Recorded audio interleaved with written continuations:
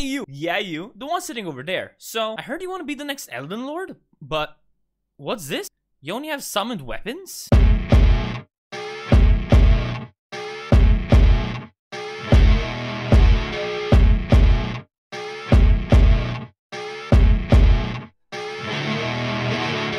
I managed. Now here's how you can too. Stop! Before we start this video, I'd like to say that I got this idea while watching one of Lil Aggie's bingo video over on his VOD channel. I too have a VOD channel, just in case you want to check it out. While researching this video, I found this YouTuber called Plateau Peak that did a similar video. Everyone mentioned here has their links linked down below. So we start off by picking the astrologer class, due to their giggle brain side and their big poking stick. We also pick up the bewitching branches as our keepsake for this run. More on that later. As all Elden Ring runs start, we jump off the side of the cliff, cause nobody got time for the grafted scion. Our first stop is getting our spelled. Stealing the royal house scroll from this poor sap, we make our way down this broken bridge to head to the most important being in this run. The Holy Turtle. Or Tortoise. I don't know. Turns out, he already has the Carrion Greatsword. But that 24 int requirement means that our brains and wallets can't really afford that yet. We just need to do some grave robbing to afford that hefty 5k runes. But for now we can settle for the Carrion Slicer, which will probably be our main source of damage for the time being. Alrighty, let's test out this spell. Oh wow, it feels like I'm a Dyson Airblade. Our poking stick is good and all, but we could do with an upgrade. That's where the Carrion Study Hall comes into play, where one can find many brain buffing items. And the Jock team? Okay. Who let the archery club practice inside? Ah, a better poking stick. The Carrion Glintstone Staff gives a 15% boost to Carrion sorceries, which basically means we can use our brains to smack harder. Even though we just left a study hall, all we gained was a strong stick and an injury to the knee. Some more grave robbing later, and we good to go. While we're here, might as well collect this legendary talisman that magically enhances our performance. The Radagon Sword Seal increases a couple of stats by 5, but I become more fragile than I am already. No testing site will be able to determine if we are enhancing ourselves or not, so let's go do a test.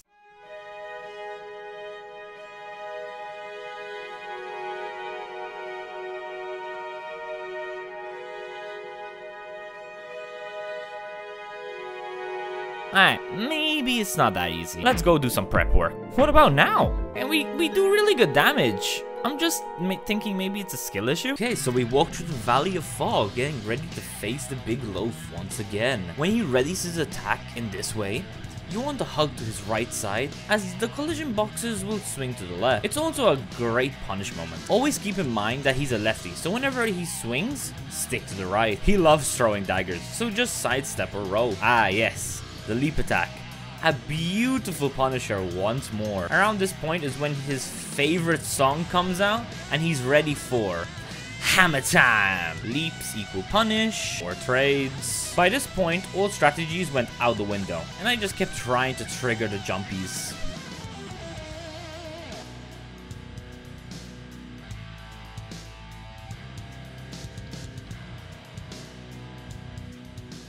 And with that, the test was easy. It definitely wasn't a skill issue. All it took was figuring out his punish zones. We now gained the talisman pouch, which means that we can add one more enhancement to ourselves. Making our way up to the Stormvale Castle, we go through this door and find this lovely chap by the wall. He recommends going through the castle, but yeah, no thanks. Open the main gates, please, you cheeky swine. Turns out, there's a castle somewhere here. Oh, there it is. Now, how to make it down? We definitely are not defying gravity this time. Once again. This might be useful for a future video. The Dragon Crest Shield Talisman reduces physical damage by around 10%, so it should even out the damage uppies from the Sword Seal. Well, more or less. Okay, next on the list will be the Carrion Manor, so that we can get ourselves Loretta's Grave Bow, since it's another summoned weapon. However, this does not benefit from the Carrion Glintstone Staff damage bonus. Agreed to effect there, and we got palmed. Now we just need to sneak behind this doggo so that we can get another seed. Haha, he didn't notice us, and I didn't notice him. Luckily, it's easily dodgeable. A beautiful open space. What could go wrong? And here we face the Royal Knight Loretta, who's going to be our first major hurdle due to my monstrous lack of skill. Most of her attacks are pretty simple to dodge and weave through. The problem is the lack of damage. The longer the fight, the easier it is to make a mistake. And oh boy, does she make you regret making a mistake. So let's try enhancing our stick to do more damage. Holy cannoli, one hit is all it takes. This is going to be easy. We need some smithing stone 1s and all the smithing stone 2s. I ended up getting lost for a while. Wait, what's that? There we go. Looks like a boss door. What shall we be fighting now? Oh, a stone throw? Will we be able to damage it? Oh, never mind. Damage shouldn't be an issue here either. Alright, fair enough. You deserve to get one single hit on me. Thank you. Our boy EG, we did not just obliterate your counterpart. Oh yeah, smithing too. Time for the Crystalian fight. It is a bit annoying at first because of the crystal shield that it has. All you need though is to stagger it, and once you manage, then it's basically like cutting butter. So now we have enough to enhance the stick a bit. Oh wait, 1 second. Just had to purchase some more. Oh, so close to +9. We find 3 below the statue. Oh, hi lobster. Wait. That should be enough actually. Yes, it is. Now we just need to make our way around the sleeping lad to get ourselves the Academy Glintstone key. But they ain't sleeping anymore. But thanks to Elden Ring's amazing tracking, this won't be an issue for long. We head through the warp gate and finally make it to Lernia of Lakes, which will allow access to the Academy, where we jump down from behind the tombstone in order to acquire the Carian Knight armor set. That will be used for pretty much most of the run. Now all that's left is to escape. Oh. We missed the lift. Doggos, please behave yourselves. Oh, there's my jump. Well, oh. Oh? How am I so lucky? Yeah, that makes sense. Entering the fog once again. This time we see a little red sif. That's a bit too eager to put me down. I decide that my current weapon isn't long enough, so I should get one bigger. And as always, the holy being shall provide. It's definitely a good option, however, with the fast speed of Wolfie, there's not much chance to use it. We're starting the fight with slightly less health, thanks to the other scholars that are upset with our big brain and big poking stick. Now the main scope of this run is patience. I should become a monk after this run is done, I swear. Basically, just wait for it to attack, hit it once, then run like a big baby. As always, jumping attacks from the boss's end are easy damage opportunities. And with that one down, we gain access to a super helpful talisman, Radagon's icon.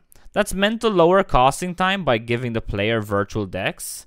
It definitely comes in handy. Let's go try beat Godrick the Grafted. That'll be our first great rune boss of the game. First things first, get close. Second thing, punish. Third thing, get punished. But we can quickly recover and step to the side, where we retaliate. And due to the dicer that we have, we trim through his hell bar, watching him descend into madness as he attaches a dragon's head to his now severed arm. Now we repeat the above. Get close, get punished, get punished, get punished. Finally, punish. Maybe the above steps weren't in proper order, but it all worked out. Just like always, punish leap attacks, and that's as good as golden. Believe it or not, that was only our 3rd attempt. Now with some newfound confidence, we attempt Loretta again. It goes as well as you would think, and we die a couple of times. However, on our 3rd attempt, we actually second phased her, which is incredibly motivational. This motivation actually allows me to knock her health down by leaps and bounds, to the point where if I had just one more flask, I probably could have won. I kept on grinding the fight to the point where my RB button stopped triggering, and we called it a day. Coming back the next day with a fresh mind and a working controller, we attempted Loretta once again. Still struggling, I went and upgraded my staff to +14 and came again. The damage was slight but evident. Dodging and weaving through her flurry of spell attacks, we finally knock her off her horse. Immediately afterwards, heading to our queen Ranni, so that we can progress her questline and get a super important talisman. We say hi to EG, Blad, and Selvis. We take Selvis' joke seriously and seek him out, where we're tasked with poisoning Nephililu, or however you call her. Heading to the village of the Albinaurics, so that we can make her live her childhood trauma once again. We easily manage to dispatch the local Omen Killer using a combination of long and short range attacks. Heading back to find her down here, depressed cause Daddy Dearest abandoned her. Instead, we end up giving the poison to the dude that's meant to be all-knowing. He clearly doesn't realize that he's bending in the presence of his killer. Returning to Selvis with his good news, we get insulted several times. So we decide to dig up his dirty little secret and find his hidden experiment chamber where a bunch of soulless puppets including the Omen Killer that we just killed. We confront him about this, and he's so pleased, and he even offers us our own puppet. After purchasing his second puppet, he leans towards me and whispers sweet betrayal to my ear. I agree to get him an Amber Starlight piece that's all the way near the capital. I couldn't find the entrance, so I took the high ground instead. Handing it in to him, we are finally rewarded with a magic Scorpion Charm that increases damage while also causing us more pain. We then go to the academy and find a secret passageway. Going further in rewards us with a Graven School Talisman, which increases our magic damage by another 10%. Dropping down to the left in order to get killed by a virgin. Welcome to Volcano Manor. We grab this grey Sensei Toodles and leave for the time being. Time to put my straw hat on and start farming. But before that, we need to speak to this dude. We start his quest by gathering the 3 required sacrifices, by obviously invading other worlds. Well, I ain't gonna complain about this. Well, that was an easy dub. Now just the last one left. Ouch. That still works for me, thanks. Now I just need some blood. I thank D for dying contribution. Now I just need to give up my finger. Ow! Anything for power, I guess? Thanks to the Pure Blood Knights medal, we can head to somewhere I spend way too much time at. I luckily managed to arrive here, only getting poisoned, so my health should be okay. And with just 5 hits, the spear is basically almost dead. The second one spawns in as the first exits. Narrowly keeping my head in its place, we take a step back, getting close enough to slap some knowledge into the sickle, and a few dodges later it's down for the count, and we get something amazing. The Golden Scarab Talisman, that raises the amount of runes we get by a whole 20%. Hello Gracie, long time no see. Leveling up to level 47, we try see how the festival will treat us. Yeah, my boy is tough, but we're going to beat him without any summons. Let's see how that goes. Badly, but we do decent damage. Oh, I forgot to split my talismans around. Oops. What about this boss instead? I'm definitely worried about her heavy magic resist. So how's this gonna work? Running around smacking some students. We eventually get the teacher and oh boy, is it not going well. I don't have enough FP for this. More than half for the first try? Not too bad. Farming time. And oh boy, do we get lucky several times with the golden-eyed enemies, which drop around 5 times the runes. Ooh, another. Last one? It's round 2, Rami. Staying on Torrent to maintain the distance, I use my bow to whittle down its health bar, slowly. Just like the Cleanrot Knights, the greatsword slices their health bar. Okay, time to go back and take revenge on all that's wronged us. Heading back to Rennala, we head out of healing items and start attacking recklessly, thus ending our best attempt in the last half hour. Running to grab the icon shield that regens health while equipped, we are now confident that the drawn out battle should be in our favor, and this time entering with our big shield. We make our way up to the students, and just like that, the teacher falls. Slicing her health down until she starts gathering her shield energy back up, we back off. Repeat steps 188 and 189. Again, repeat step 188 and 189. And she down. Ish. While she charges up her Kamehameha attack. Run towards her and whisper sweet murder. Attack and weave. Attack and weave. Okay, phase 2. Giant ticked, Bloodhound ticked, Wolves ticked, Big Drago ticked. Hey, we got a square on a bingo board. We can now enter. Yes!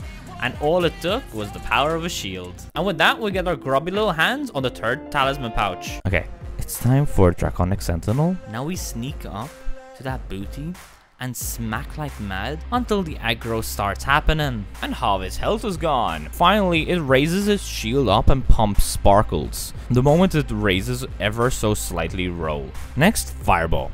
Once the horse faces you and starts piling up in its mouth, it takes around 3 seconds before the fireball comes shooting at you. Roll then, the closer you are, the harder is to time properly.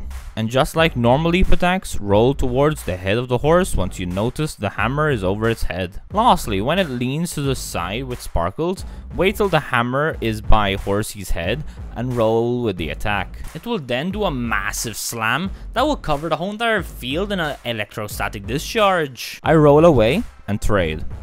Well worth it. Starting our 10th attempt at the being that ended our rune level 1 run. I went in, chest pounding and butt clenched. As I waited for his throw attack, finally getting used to his attacks, plus dealing decent damage, I got hit. Like, a lot. But not as much as he did. And with that, we got our 4th talisman pouch. After 2 long hours of back-to-back-to-back fights, we launch 2 bow attacks. Into sidestep, where I wait for the lance throw. Into leap punish, staggering him into his 2nd phase. We take a step back to avoid the erupting poop. That's ended way too many attempts, and realize that his AI just got a whole lot smarter. Do it enough and you too can get a KO on yourself. Just like phase 1, stay away and bait out his leap attacks. But I have to thank that the shield is still on me. Just enough till the final fateful leap. Hello, Forbidden Lands. Draw them in and let them smash the statue. Then say goodbye and leave them hanging. Don't think I forgot about you, Radagon. We get behind him and wait for the right time to slash. We do a lot more damage than last time. Always staying on Radagon's butt. It's actually the horse that is Radagon.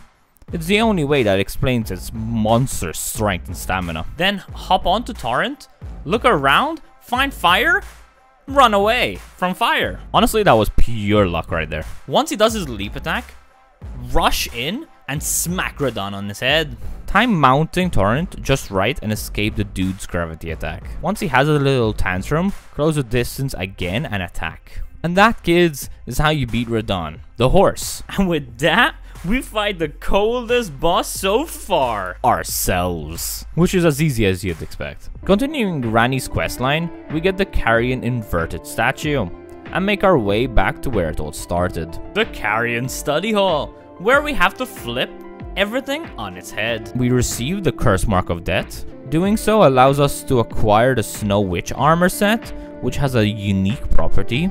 Well, the hat does, where it enhances our frost damage. What frost damage, you ask? You gotta wait. Now I think we are due for more damage enhancers. First we need to light this thing, then this thing, and lastly, this one. Ooh, fog. The Nox Duo. With it being a relatively early area, it shouldn't be too difficult. And a couple of swings later, the reward being Lusant's Glintstone Staff, which boosts our damage by a whopping 10%, while eating a bunch of our FP. But once we combine it with our current stick, we should be doing wonders. First we must upgrade it. +3, +5, +6. Where are you? +7. Is it here?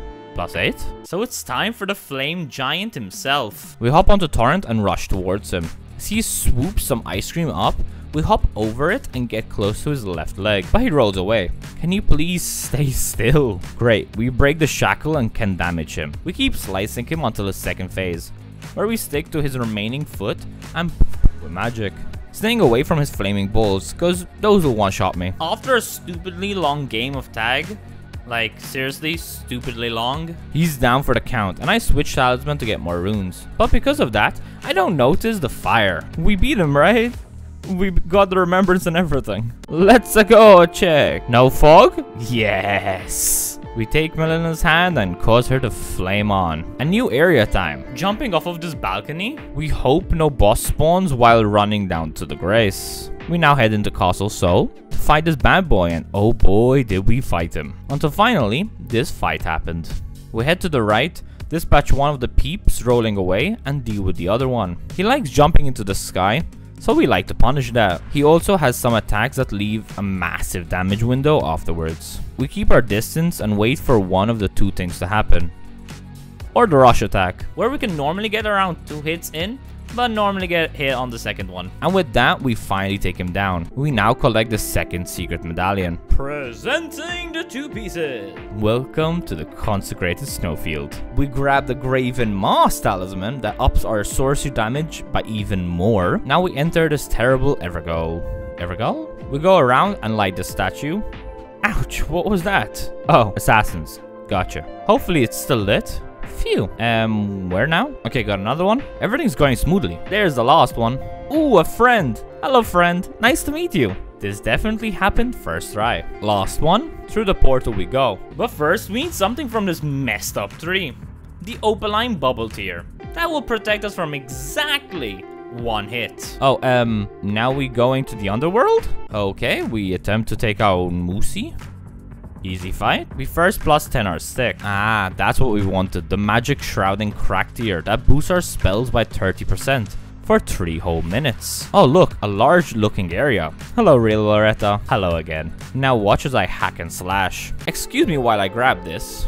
Rude. And we get the best damaging negator in the game. The Dragon Crest Great Shield Talisman. Time for one of the best duo fights in the Souls franchise. Immediately dodging to the left, cause aggro. We hide behind this conveniently placed pillar and chug our protein juice. The main aim is to bait out and only attack tall and skinny, since dealing with fatties phase 2 is way too unpredictable. It's all about slow and steady.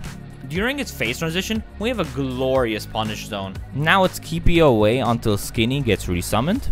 There we go. Basically go slow, get the phase change, and go ham. There goes the third one. We almost traded badly there, baiting out any throw or lunge attacks. I only went dollar store ham this time. With a surprise attack, I fear for my life and backtrack and wait for that beautiful lunge attack. Now we go into the dream world of the porcupine. Just like the last one, easy as can be. Next on the list is Astel, one of the more visually stunning boss arenas in the game. We start off trying to shoot our shot, but we way too far. So we run towards it, take our pre-workout, and smack its head. He loves teleporting and blasting across the arena. The main thing to do is to stay close to its head and dodge attacks. And he falls just like the rest. Now we decide to take on Big Daddy. Blad, you healing twat. Get close, dodge, slice, mix and repeat. And thanks to that, we made it up the Moonlight Altar, where we'll get a Frostbite summon weapon. Fighting this dragon is way too much, so time for mozzarella. We head out, summon it in, shoot, and hide behind this big strong wall. It gets smart and moves to the other side. Better for me though. This windowsill has the strength and protection power to stop every nuke in the world. Basically, shoot, wait for its attack, and move back and repeat. And the Abdullah Moonblade is now mine, allowing us to stack frostbite damage along with being able to shoot a wave of frost. Using Ranni's hat alongside it will allow us to cause even more damage. Thinking that this is an all remembrance run, I charge Fort to fight Fia's champions. Most of them go down with around 3 hits from my greatsword. Once they're down, we take a rest on her cushions and enter her dream world. The Lich Dragon Fortissax makes its appearance. Using Loretta's mastery, it's as easy as 1, 2, 3, 4, and 5. For the most of it, the Beast Clergyman's attacks are pretty readable. I say that, and I died way too many times. The biggest challenge is when what's underneath comes out. Its Mega Sword Slash takes my health every time. It becomes a game of hide behind the pillar and use the frost waves to deal damage from a distance, until one of the better bosses goes back to Neverland. Remember Bendy? Well, this is him now.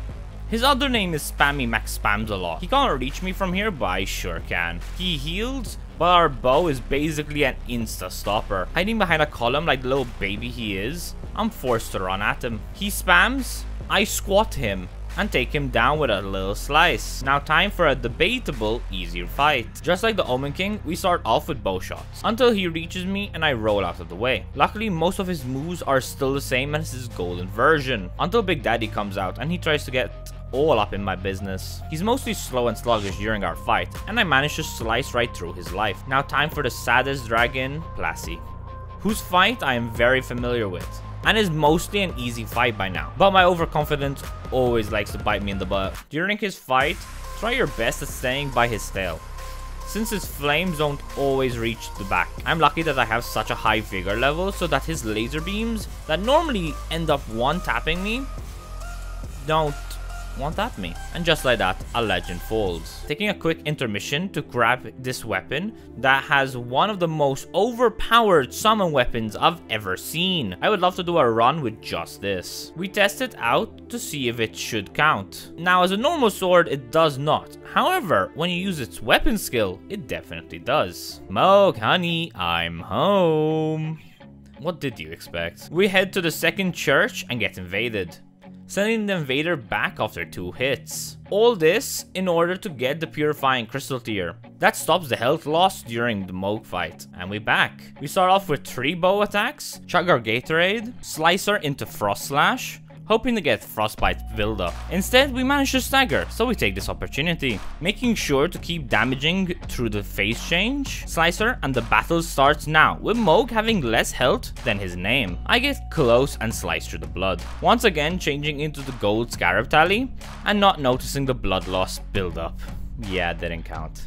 It took me 5 attempts or so to get to the same point, and down he goes. Now we choose to go beat the final boss of the game. Slice, slice, slice, slice, slice. Roll, roll. Watch out for the stomps. When he does his Tor slam, roll behind and slash, slash, slash. Darn, got hit. A 2-hit Radagon is not bad. Wait, what's this? A second phase? Run quickly behind the beast and start slashing, cause it normally always does a holy fire attack. Ooh, spin to win. Run away and get out of the circle.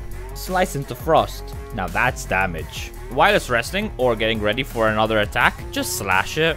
And just like that, we beat the main boss of the game. We could have ended it here, but we choose to do something else. Mr. Snakeman, for this fight, we need the Blessed Dew Talisman. That heals us. Since we need to attack in the magma, running close, we ready Frosty and start attacking, hoping our frost procs. We get staggered from the lava every few seconds, allowing us to get between 1 or 2 hits in. The first phase is pretty easy, as all Snake does is spin, which equals move back. And that's about it. The second phase is basically the same, with 2 major differences. The skull attack thing he does, get out of fire and run around the arena and wait the attack out. When it's done, head back in and attack until his meteor attack, which means run. Go back in and freeze him to death. Time for the fight that took me around 7+ hours to beat and around 2 actual weeks. We start off by placing Terra Magica that boosts our magic while inside its radius and shoot 2 shots. Finally using the greatsword since getting frosty. We keep our distance and only close in from time to time. Water Dance, run backwards for its first slash. If you're far away, keep running for the second flurry. For the third one, she shoots towards you and you need to roll into her. Don't forget to take a step back. The greatsword gives me a good enough distance while also needing less FP than Frosty. And it's basically just that. The most important thing is, don't get hit.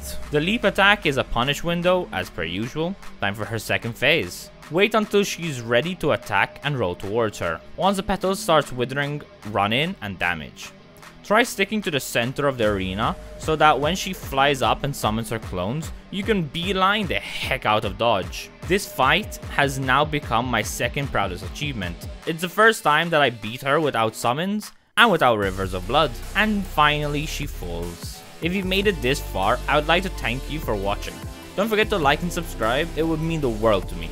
Also, if you have any advice on what I could do to improve in the future, let me know in the comment section below.